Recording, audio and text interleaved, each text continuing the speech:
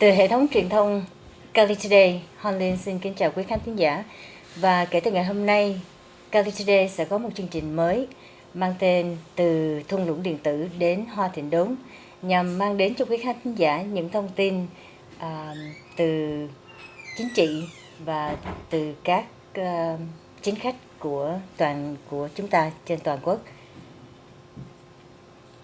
Và vị khách mời đầu tiên của chúng ta ngày hôm nay đó là thị trưởng của San Jose, ông Sam Liccardo.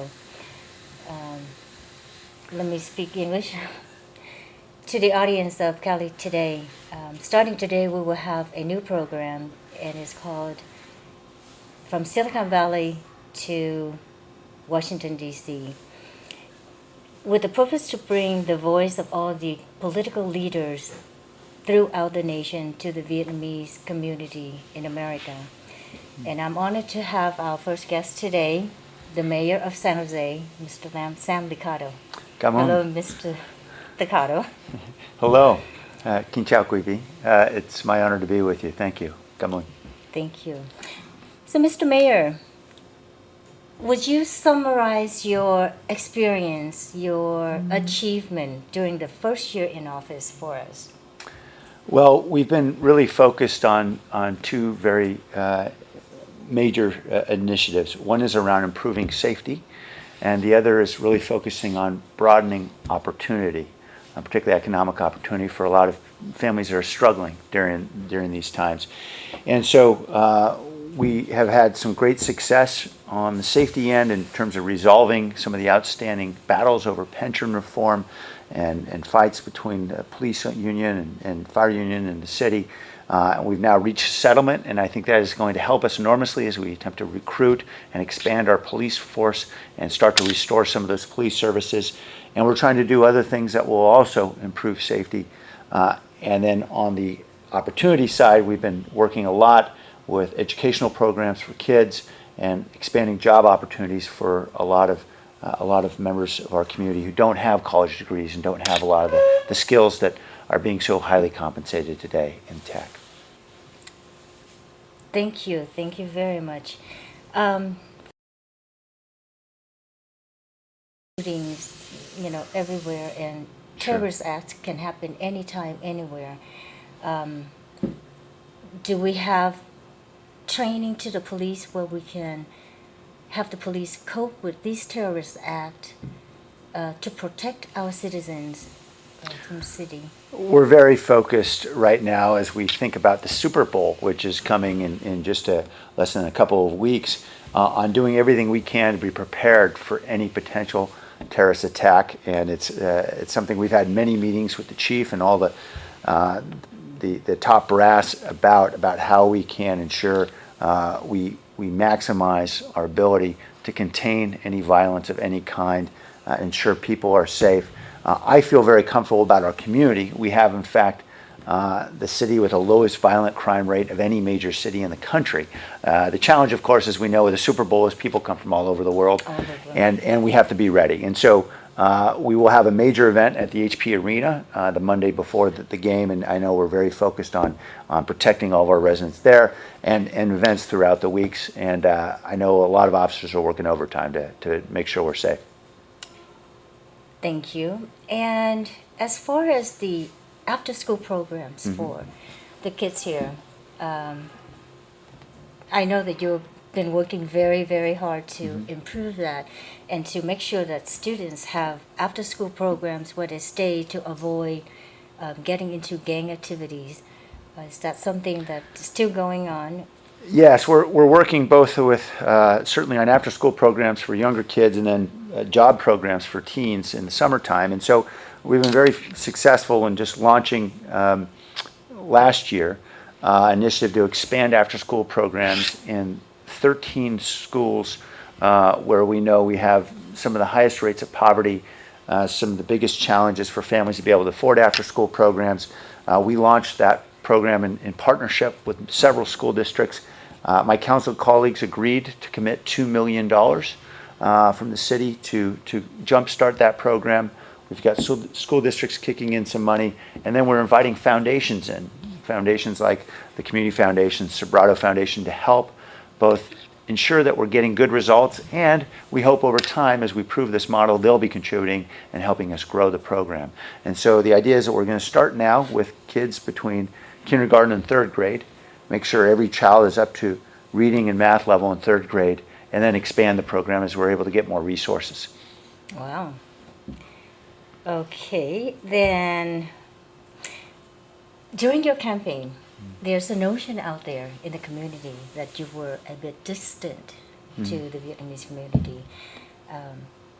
What do you address to that notion? And now that you're in the office for 1 year, has that changed?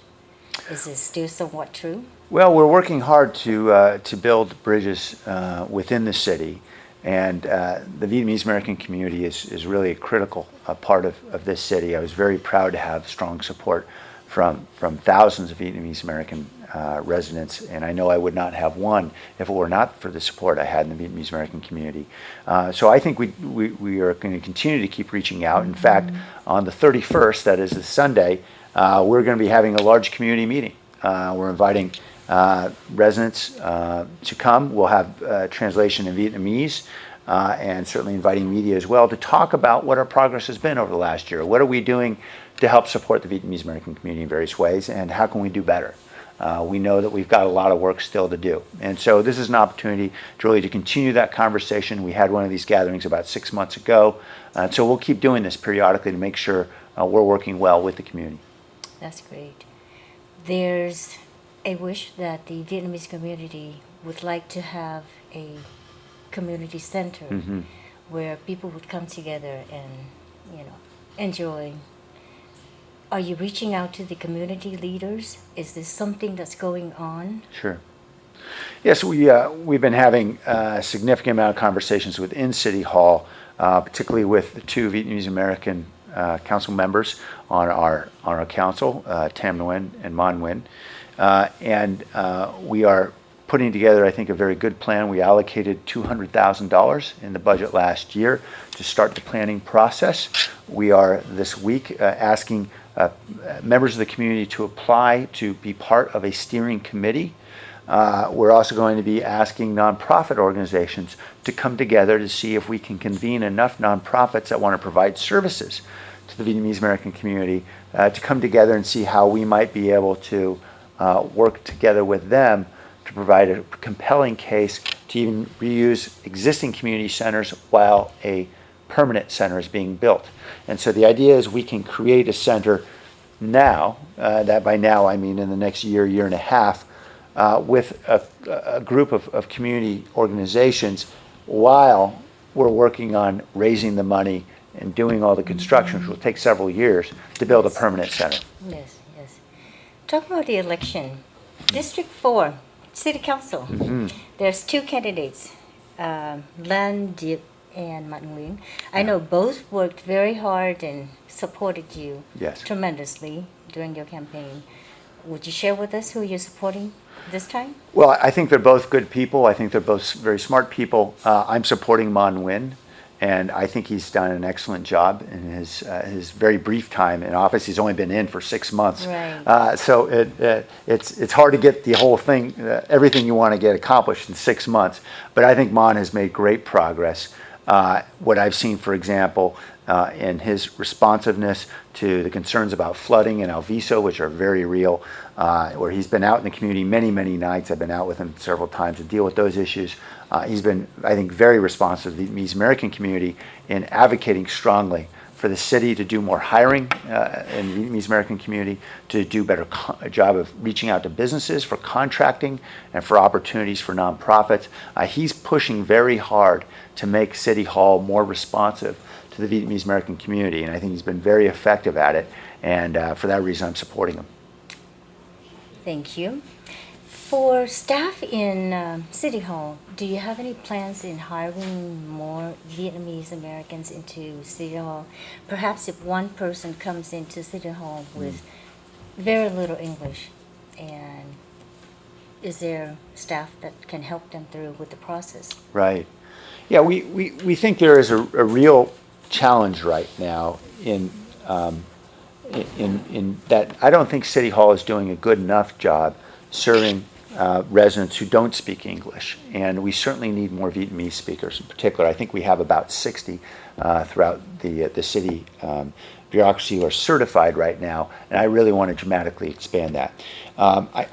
Obviously, the best thing you can do is lead by example. So I hired on our mayoral staff 2 individuals who speak Vietnamese, who are Vietnamese American, and also then a 3rd person on contract basis to help part-time with that to improve our ability to interact and engage.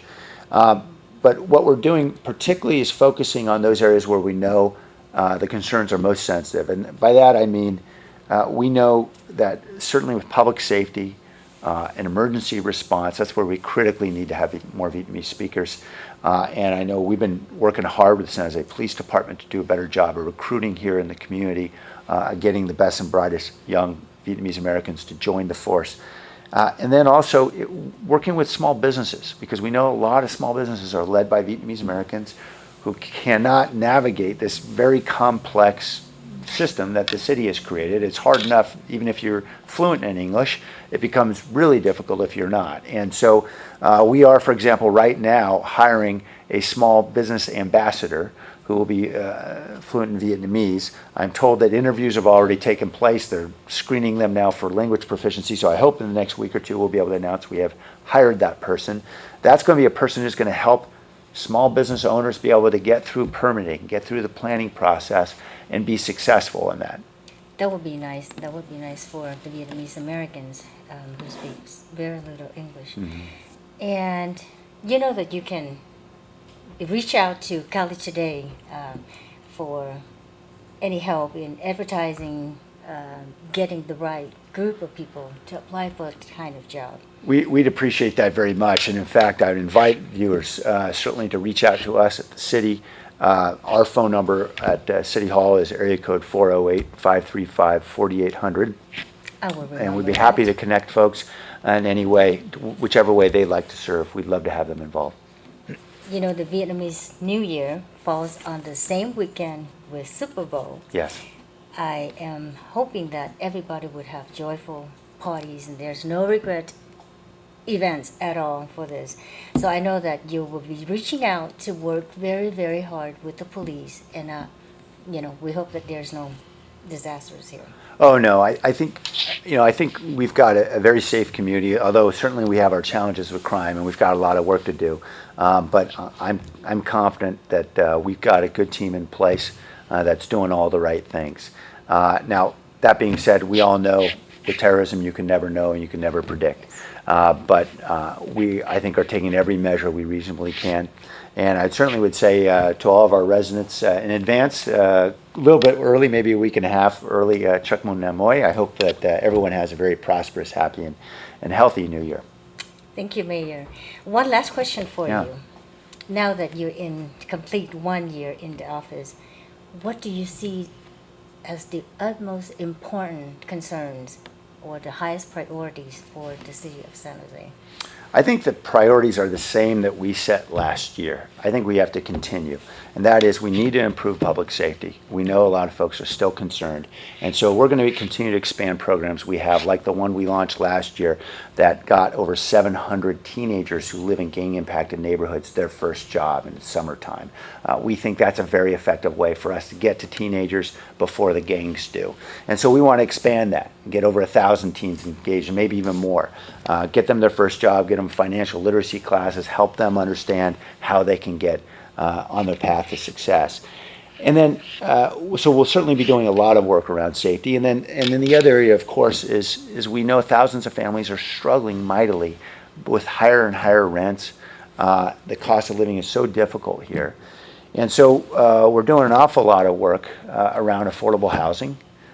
We will be launching what we call an impact fee this year that will be imposed on housing developers they will be paying, that enable us to use that funding to build affordable housing with the help of nonprofit providers. And so it's going to be very important for us to get more affordable housing built for many families that are struggling. And I think you're going to also see a lot of emphasis on helping a lot of folks who are falling behind get the skills they need to get into jobs where they can be successful. An initiative that we're working on with the White House called Tech Hire It's helping young adults get those tech skills they need to go into, for example, IT jobs where they can earn very good salaries even though they may not have a college degree. Great. Thank you so much for being with us today. It's a pleasure, hon. And chúc mừng năm mới to you. Chúc mừng năm mới. It's a pleasure. Cảm ơn.